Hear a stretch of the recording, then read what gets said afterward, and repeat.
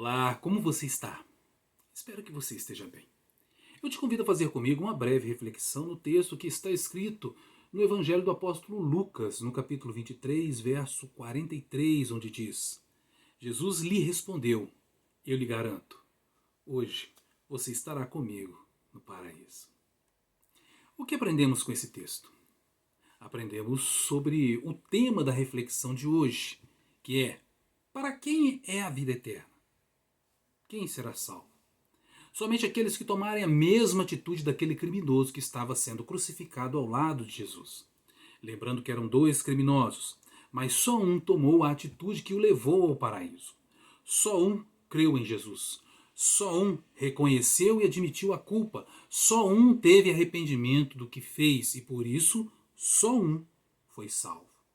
Baseado nesse texto surgiram muitas máximas ou ditados populares que alguns ou algumas pessoas usam inclusive em mensagens, pregações, reflexões, e a mais utilizada é, abre aspas, Jesus inaugurou o céu com um ladrão. Uma simples frase que contém alguns equívocos que, se assimilados, podem se tornar uma grande heresia. O primeiro equívoco é sobre a inauguração do céu. O céu já existe. Deus já está assentado no seu alto e sublime trono nos céus, governando céus e terra. Contudo, nenhum espírito humano ainda foi para lá. Os justos só habitarão no céu após o grande julgamento do trono branco descrito no livro do Apocalipse, no capítulo 20. Até lá, quem morre vai por um lugar chamado Hades, conforme o próprio Jesus descreve no Evangelho segundo o apóstolo Lucas no capítulo 16, em Apocalipse no capítulo 1 e também no capítulo 20 de Apocalipse.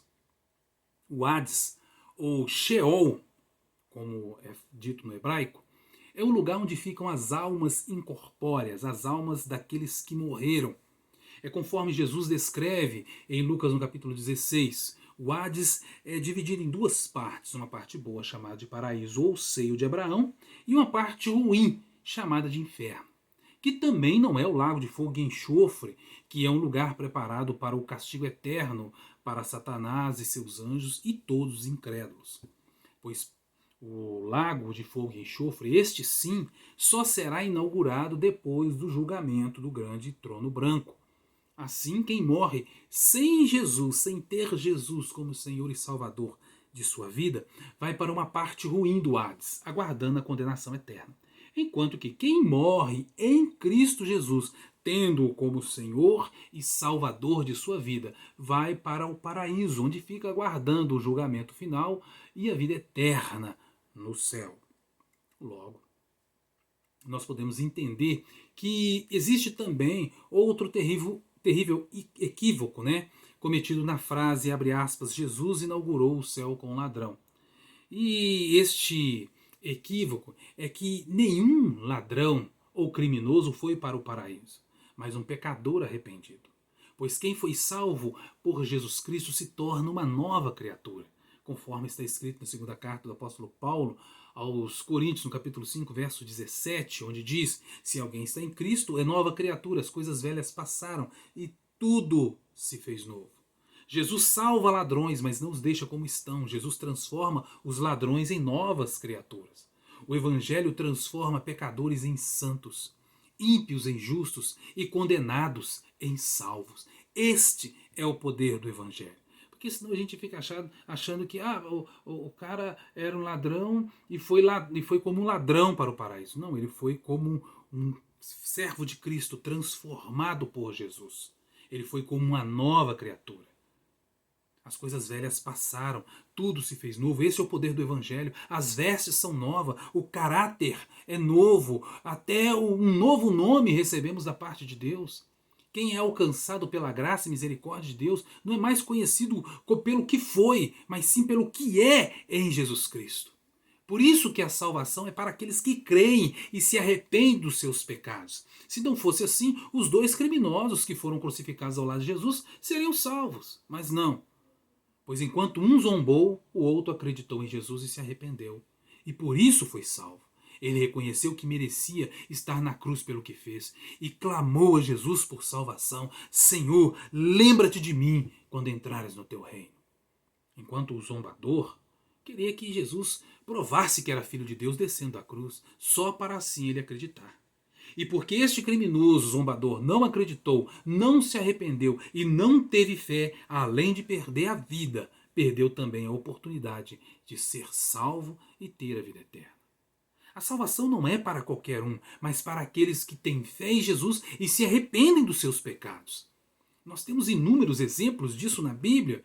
A mulher que foi pega em flagrante adultério no Evangelho do apóstolo João, descrito no capítulo 8, ela foi levada até Jesus pelo pecado que cometeu. Então Jesus disse aquela célebre frase, abre aspas, quem não tiver pecado, que atire a primeira pedra, fecha aspas. Com esta frase, Jesus mostrou para eles que nenhum deles tinha moral para acusá-la ou sentenciá-la, pois aquelas pessoas que estavam ali estavam como juízes.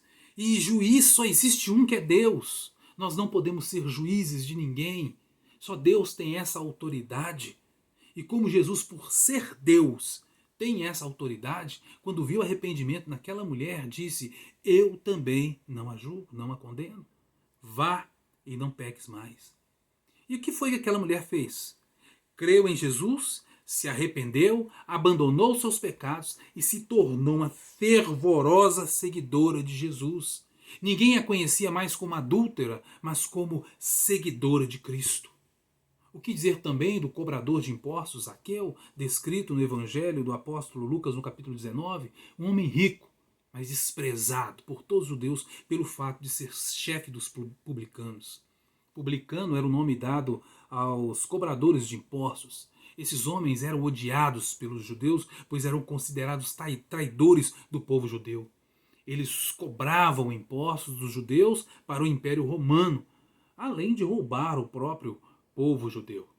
Mas aquele homem teve um encontro com Jesus, creu em Jesus, se arrependeu dos seus pecados e mais, decidiu repartir os seus bens com os pobres. E ainda mais, decidiu restituir 3 vezes mais àqueles a quem ele defraudou. Ele mudou de vida. Ele foi transformado. Ele foi salvo e deixou de ser conhecido como publicano e passou a ser conhecido como seguidor de Jesus. Ele deixou de ser desonesto e passou a ser conhecido como um homem honrado, servo de Jesus. Quem é alcançado por Jesus é transformado, abandona a maneira errada de viver e passa a viver como um autêntico filho de Deus, conforme está escrito na carta do apóstolo Paulo aos Efésios, no capítulo 4, a partir do verso 21, onde está escrito, de fato, vocês ouviram falar dele e nele foram ensinados a viver de acordo com a verdade que está em Jesus. Quanto à antiga maneira de viver, vocês foram ensinados a despir-se do velho homem, que se corrompem por desejos enganosos, e a serem renovados do modo de pensar e a revestir-se do novo homem criado para ser semelhante a Deus em justiça e em santidade provenientes da verdade. Ou seja, quando somos alcançados pela graça de Deus, nos arrependemos da antiga maneira de viver e passamos a andar conforme a vontade de Deus, nos submetendo à vontade de Deus, buscando a verdade do Evangelho e a santidade e a semelhança de Jesus. Deus não compactua com os nossos pecados. Ele é santo. Deus não convive com os nossos pecados. Ele é santo. Deus não aceita os nossos pecados. Ele é santo.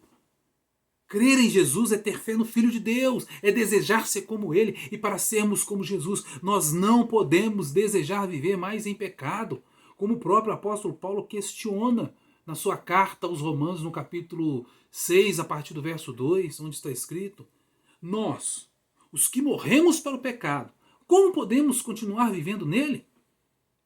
Considerem-se mortos para o pecado, mas vivos para Deus em Jesus Cristo. Portanto, não permitam que o pecado continue dominando os seus corpos mortais, fazendo que vocês obedeçam os seus desejos. Ou seja, quem é alcançado pelo Evangelho abre mão das suas vontades para fazer a vontade de Deus, que é santo. Ele nos recebe de braços abertos e nos liberta do jugo do pecado. mas para passar pela porta estreita que entra para a glória celeste, nós temos que deixar as bagagens do pecado, do amor ao mundo e do nosso eu. Uma das maiores provas de que fomos realmente alcançados pelo Evangelho é o fato de assumirmos os nossos erros, de confessarmos e abandonarmos os nossos pecados. E não ficar justificando o que fizemos de errado. Só é salvo quem crê em Jesus, confessa, se arrepende e deixa os seus pecados. E quem fica alimentando o pecado, se justificando o tempo todo pelo que fez de errado, pode ser tudo, menos um salvo em Cristo Jesus. Como diz o livro de Provérbios, no capítulo 28, verso 13, onde está escrito: quem esconde os seus pecados não prospera, mas quem os confessa e os abandona encontra misericórdia. A transformação acontece quando nós decidimos nos submeter à vontade de Deus, porque quando o Senhor vê arrependimento e fé em nós, Ele nos ajuda e nele podemos todas as coisas, inclusive vencer o pecado. Sem fé e arrependimento, não há como entrar no reino dos céus. Pense nisso. Que Deus te abençoe. Um forte abraço e mantenha sempre viva a esperança. Até o nosso próximo encontro, se Deus quiser.